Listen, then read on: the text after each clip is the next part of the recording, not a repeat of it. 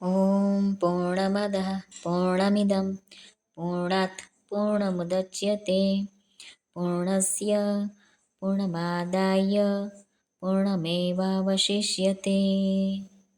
આપ સાંભળી રહ્યા છો આપણી યુટ્યુબ ચેનલ ધાર્મિક, એમાં આપ સૌનું હાર્દિક સ્વાગત છે। આજના વિડીયોમાં આપણે સાંભળશું શ્રીમદ ભગવદ્ ગીતા અધ્યાય 6 આત્મસંયમ યોગનો શ્લોક ક્રમાંક 24। આગલા શ્લોકના પૂર્વાર્ધમાં ભગવાને જે યોગનું વર્ણન કર્યું હતું તે જ યોગની પ્રાપ્તિને માટે હવે આ શ્લોકથી નિર્ગુણ નિરાકારના ધ્યાનના પ્રકરણનો આરંભ કરે છે। તો ચાલો આપણે આજનો શ્લોક જોઈ લઈએ।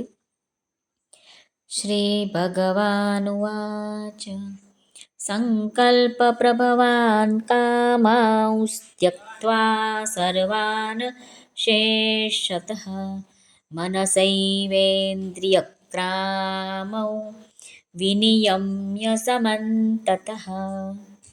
આ શ્લોકમાં આવતા સંસ્કૃત શબ્દોના અર્થ ગુજરાતીમાં જાણીએ તો સંકલ્પ એટલે સંકલ્પથી ઉત્પન્ન, પ્રભવાન એટલે થનારી, સર્વાન એટલે સઘળી, કામાન એટલે કામનાઓને, અશેષતઃ એટલે સર્વથા, ત્યક્ત્વા એટલે ત્યજીને, મનસા એટલે મન વડે, એવ એટલે જ, ઇન્દ્રિય ગ્રામમ એટલે ઇન્દ્રિયોના સમુદાયને, સમંતતઃ એટલે બધી બાજુથી, વિનિયમ્ય એટલે સમ્યક રીતે રોકીને।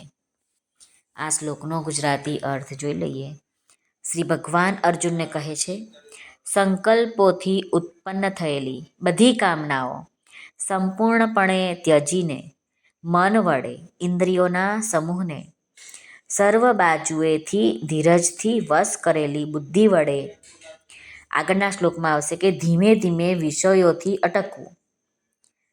આમ ભગવાન કહે છે કે જે સંસારની વસ્તુ, વ્યક્તિ, પદાર્થ વગેરેને લીધે મનમાં જે જાત જાતની સ્ફૂર્ણાઓ થાય છે તે સ્ફૂર્ણાઓમાંથી જે સ્ફૂર્ણામાં પ્રીતિ, સુંદરતા અને આવશ્યકતા દેખાય છે તે સ્ફૂર્ણા સંકલ્પનું રૂપ ધારણ કરી લે છે। એવી જ રીતે જે સ્ફૂર્ણામાં એ વસ્તુ, વ્યક્તિ વગેરેમાં ખરાબ છે, એ અમારા ઉપયોગમાં નથી આવવાનું એવો ભાવ ઉત્પન્ન થાય છે, તે સ્ફૂર્ણા પણ સંકલ્પ બની જાય છે। સંકલ્પથી જ આપણે એવું વિચારી લઈએ છીએ કે આ થવું જોઈએ અને આ ન થવું જોઈએ, એવી કામના ઉત્પન્ન થાય છે। આ રીતે સંકલ્પથી ઉત્પન્ન થવાવાળી કામનાઓનો સર્વથા ત્યાગ કરી દેવો જોઈએ। એટલે ભગવાને કહ્યું છે અહીં સંકલ્પ પ્રભવાન કામાઉસ ત્યક્ત્વા સર્વાન શેષતઃ। ભગવાન કહે છે કે કામનાનું સૂક્ષ્મ બીજ પણ રહેવું ન જોઈએ, કારણ કે વૃક્ષના એક બીજથી જ માઇલો સુધીનું જંગલ ઉત્પન્ન થઈ જાય છે। આથી બીજરૂપી કામનાઓનો પણ ત્યાગ કરવો જોઈએ। મનસૈવેન્દ્રિય ગ્રામમ વિનિયમ્ય સમંતતઃ।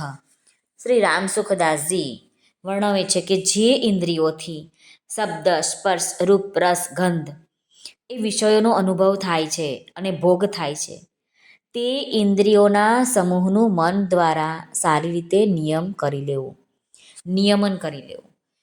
એટલે કંટ્રોલમાં કરી લેવું, એટલે કે મનથી ઇન્દ્રિયોને તેમના પોતપોતાના વિષયોથી હટાવી લેવી।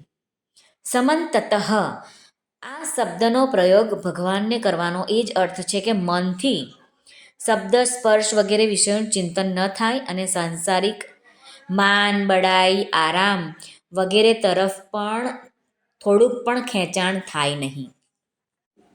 શ્રી રામસુખદાસજી સ્વામી વર્ણવે છે કે સ્ફૂર્ણા એટલે દર્પણનો કાચ, જેમાં ચિત્ર પકડાતું નથી, પરંતુ સંકલ્પ કેમેરાના કાચ જેવો છે, જેમાં ચિત્ર પકડાઈ જાય છે। આથી સાધકે ખૂબ જ સાવધાની રાખવી જોઈએ કે સ્ફૂર્ણા ભલે થાય પણ સંકલ્પ થવા જોઈએ નહીં।